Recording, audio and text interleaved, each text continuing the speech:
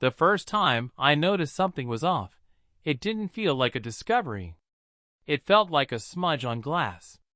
Anna worked at a law firm that treated, after hours, as a polite suggestion. For years that had been the rhythm. Late filings, emergency calls, partners who thought the clock existed to be ignored. We adapted. On those nights, I cooked simple things and left her portion in the oven with a note, "Eat me before I turn into evidence," and she sent tired photos from an empty conference room where the only light came from a laptop. We weren't dramatic people. Our life stayed organized by small, accurate rituals. Weekday dinners, Saturday laundry, coffee so strong on Sundays it felt like a dare. We had a joke that we were aggressively ordinary in the best possible way. When you believe that, you don't scan for trouble. You assume the smudge is a trick of light. The day the hotel charge appeared, I was paying the electricity bill. I wasn't snooping. The transaction was just there, a neat line in the joint account. A mid-range business hotel across town, one night, charged at 9:42 p.m. We hadn't traveled.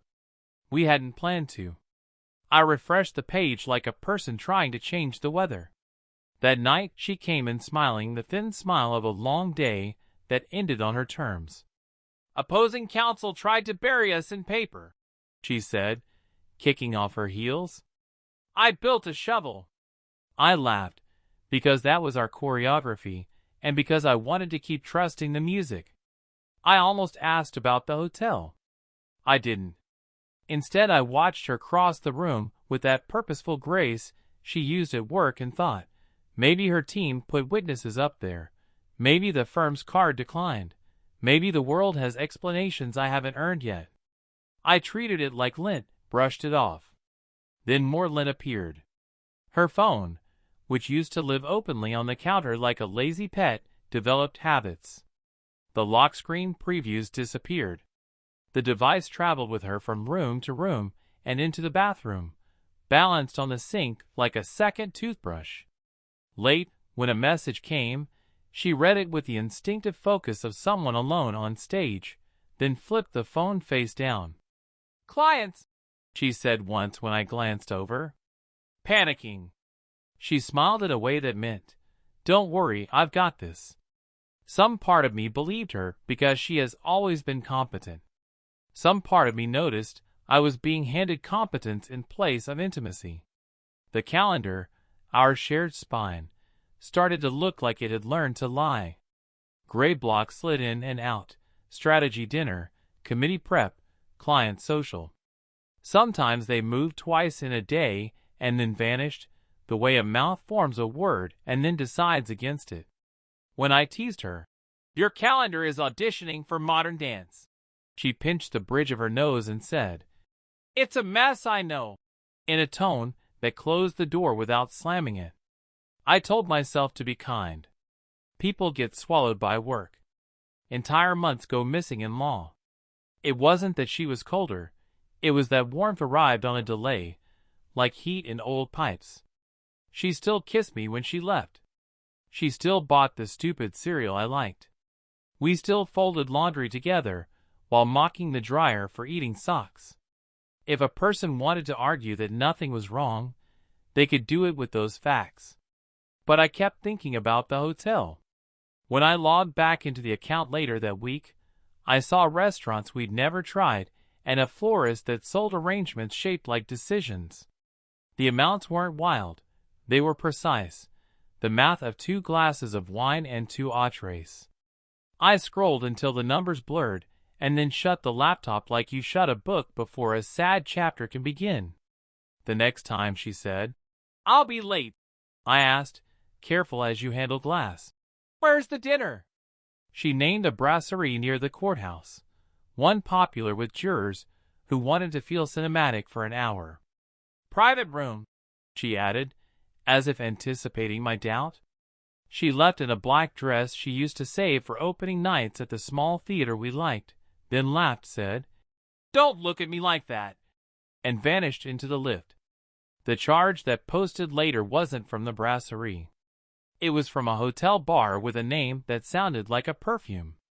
I sat on the couch staring at the line item until the light changed in the room, as if the sun itself had an opinion. I didn't confront her. That's important to say. I did nothing except begin to write.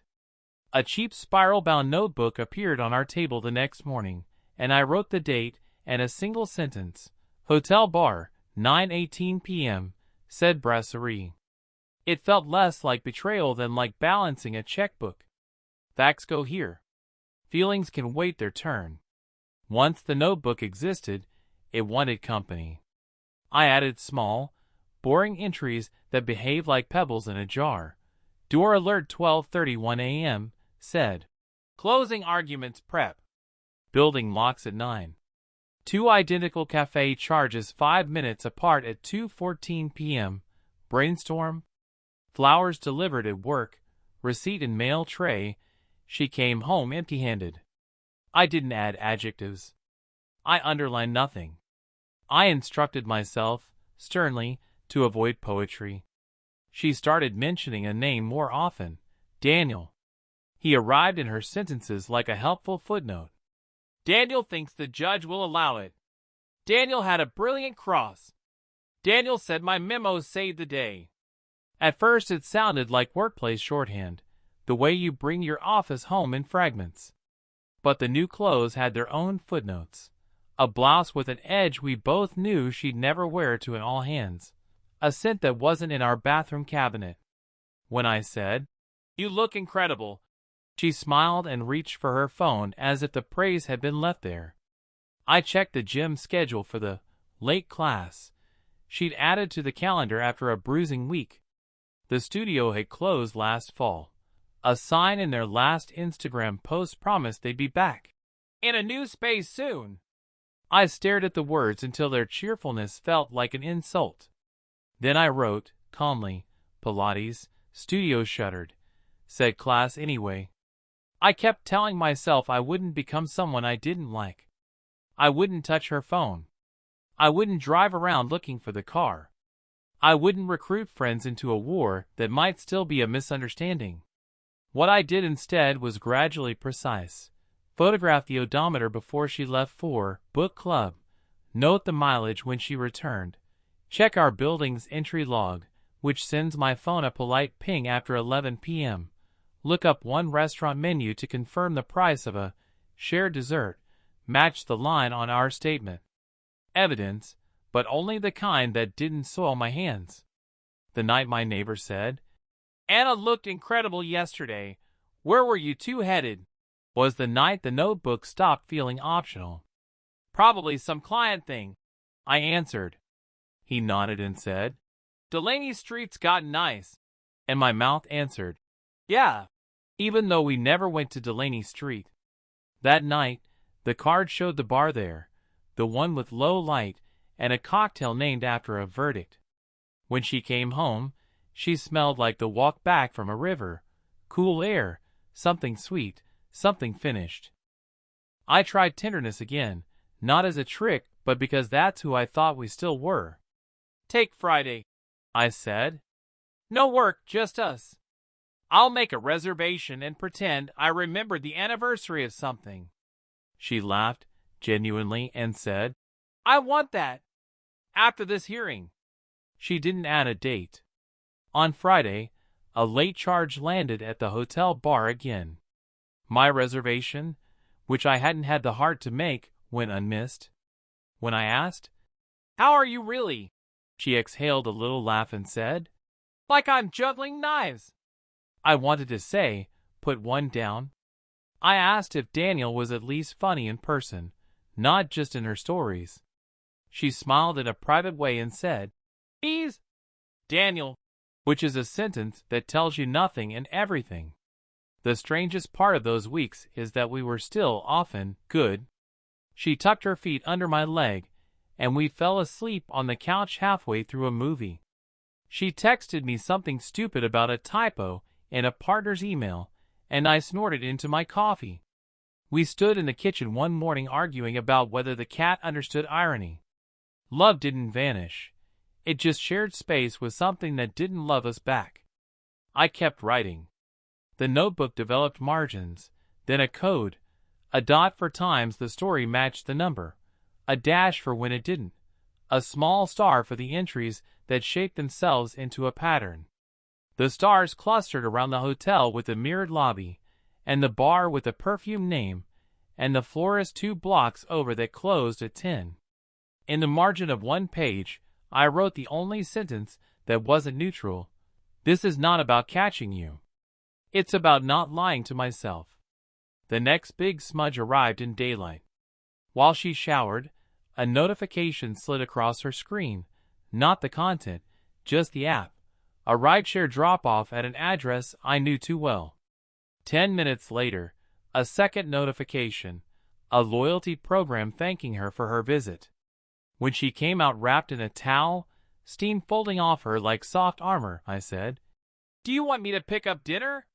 She kissed my cheek and said, "Surprise me." I surprised both of us by not saying a word. I made an appointment with a therapist and sat in a quiet room trying to keep my voice level. "I don't want to turn into the man who follows his wife," I said. "Then don't turn into him," she answered. "Decide to be the man who knows what he knows and acts like it," I said. "What if I'm wrong?" she said. "Your body isn't wrong. Your body has already adjusted to a new weather system. Your mind is arguing with the forecast." I left with the smallest kind of strength, a plan not to improvise my pain. The last entry in part 1 of this story wrote itself. She texted at 6:08 p.m., late hearing. Don't wait up. At 7:22 the card logged a charge at the River Bistro where we once reserved a table for our anniversary, and then canceled because the train broke down and we made pasta instead. At 8:03 the hotel bar. At 9:11 the florist. The route traced the shape of a secret. I stood by the window and watched the city prove it would keep going even if we didn't. A woman laughed on the sidewalk like she was being filmed for a commercial about joy. A bus hissed and moved on. I opened the notebook and wrote the line I'd been avoiding for weeks. Next time, see it with your own eyes. Then I closed the cover and felt the house grow very quiet, as if it, too, were holding its breath. I didn't make a vow to catch her. I made a promise to myself to end the argument between evidence and hope. The next time she said, "Don't wait up," I wouldn't. I would put on my jacket, pick up my keys, and choose daylight, even if I had to walk into the night to find it. The next time she said, "Don't wait up," I didn't. I waited long enough for her heels to fade down the hall, for the elevator to sigh, for the silence in our apartment to settle like dust. Then I put on my jacket, slid the notebook into my pocket, and followed. No speeches. No confrontation rehearsed in my head. Just the quiet determination of a man who wanted to stop arguing with himself. She drove the hatchback, steady as always, never over the speed limit. I stayed 2 cars back, careful, heart thudding hard enough I thought it might rattle the wheel. She didn't turn toward the courthouse district, where her story said she'd be. She cut across town, past the neighborhoods we only visited for bakeries or art fairs, into a street lined with smaller hotels, the kind that glow like they're hiding secrets. She parked under a tree with burnt leaves clinging to it, stepped out, smoothed her dress, and glanced at her phone. My breath caught when I saw him, tall, neat, familiar from her stories. Daniel. He was waiting in front of the glass doors, like a man who knew he'd been chosen. They met without hesitation. Not a business handshake. Not a polite nod. His hand found her back the way water finds the lowest ground, and she leaned toward him like she had been waiting all day for the contact. Then they disappeared inside, the revolving door turning slow and patient, as if to underline the permanence of the moment. I stayed on the opposite curb, notebook open, pen trembling in my hand as I wrote, "Hotel." Together. 7:42 p.m. hand on back. Smiled. Facts, not feelings. But the facts hurt worse than any suspicion. I didn't go in. I didn't want to play detective in their story. I already had the truth. The worst of it was how ordinary it looked. Like two people meeting for dinner, like nothing criminal, nothing scandalous. If you didn't know better, you'd think it was harmless. Except it wasn't. It was the theft of our marriage in plain sight. I walked back to my car slower than I had followed her, sat behind the wheel, and stared through the windshield at nothing.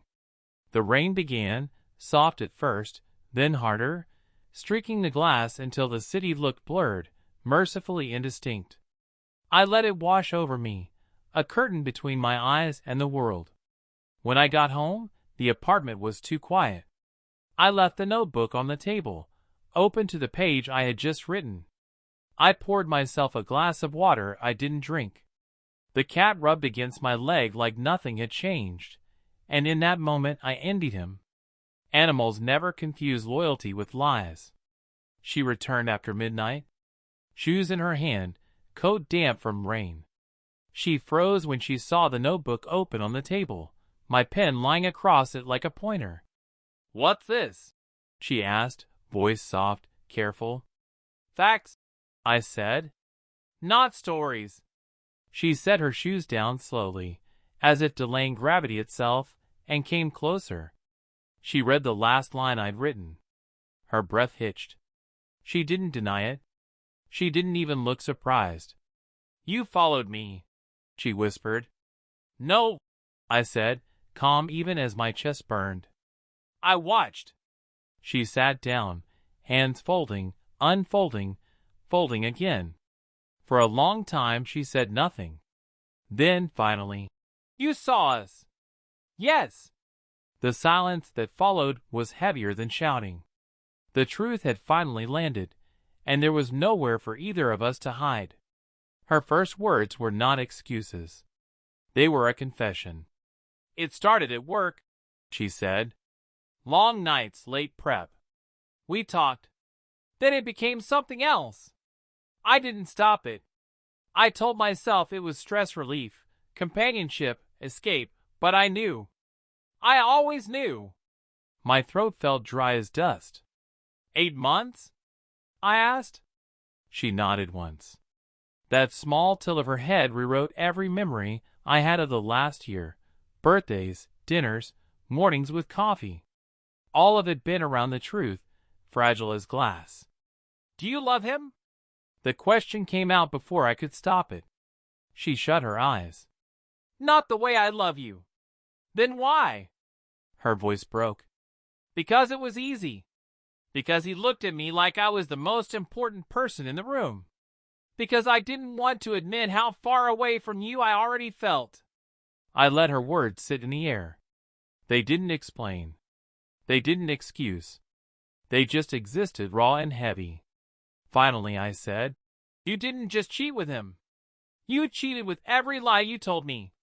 Every night you said don't wait up. Every smile you brought home. Every story you invented to cover the truth. That's what broke us." Tears slid down her cheeks. "I'm sorry.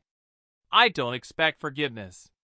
I don't want to lose you. You lost me when you decided to keep lying," I said. My voice surprised me with its steadiness. "Tonight that ends. No more lies. No more pretending." We spent the rest of the night in logistics, because when love collapses, paperwork rushes in to fill the space. Who would stay in the apartment? How to divide the bills? What to tell our families? We spoke like colleagues finalizing a contract, polite, exhausted, wounded. At 3 a.m, she packed a bag. The sound of the zipper across the bedroom floor felt like the closing of a chapter. I didn't stop her. I didn't shout. I just watched as she wheeled her suitcase to the door. She turned once, eyes red. "I'll always regret this." "I know," I said. "So will I." The door clicked shut. The apartment exhaled in her absence. The days after were hard, but not in the way I expected.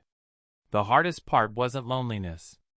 It was learning to stop checking the door alerts, the receipts, the calendar blocks. I had trained myself to monitor a ghost. Undoing that habit took weeks. Friends asked what happened. I kept it simple. We separated. Some pressed, some didn't. My sister came over with groceries and a bottle of whiskey, sat on the couch, and let me talk until the words ran out. My father offered to help with paperwork. My mother just hugged me and whispered, "You'll be all right," like a spell. I met with a lawyer. Not because I wanted to fight, but because I wanted a map. He told me what separation looked like, what divorce would mean, how to keep it clean if we could resist turning bitter. "If you can be civil, stay civil," he said. "It's cheaper, and it's kinder." I held on to that sentence like a rope. Anna and I exchanged texts about practicalities. Picking up clothes, signing the lease, splitting accounts. Each message was polite, stripped of everything we once were. Sometimes she added, "I'm sorry." I never answered that part. Weeks later, she admitted she ended it with Daniel. "It doesn't undo anything," she wrote, "but you deserve to know." I stared at the message for a long time. Not with anger, not with satisfaction. Just with the quiet recognition that some truths arrived too late to matter. Life reorganized itself around absence. I moved the furniture. Bought a lamp that threw warmer light. Learned which nights the neighbor played piano badly enough to be charming. Took walks by the river without checking my phone for alerts. I started writing again, but not in the old notebook. That stayed in the drawer, its pages full of weather reports from a storm already past. Instead, I bought a new notebook and filled it with smaller, kinder things. A sentence about the way the sky looked at dusk, a note about the cat curling on my lap, a list of books I wanted to read. Evidence of living, not of loss. Sometimes grief surprised me, ambushed me in the smell of a bakery we once visited, or in the way a stranger laughed at a joke. But it softened. It became weather I could live in, not a storm that drowned me. Months later, I walked past the hotel with the brass letters. I stopped across the street and felt my heart stay steady. Then I kept walking, bought bread still hot from the oven, and carried it home. At the apartment, I fed the cat, broke off a piece of bread, and stood in the quiet. The house made its small, honest noises. For the first time in a long time, I believed them. The marriage ended with lies. My life didn't. It began again, sharper, clearer, quieter.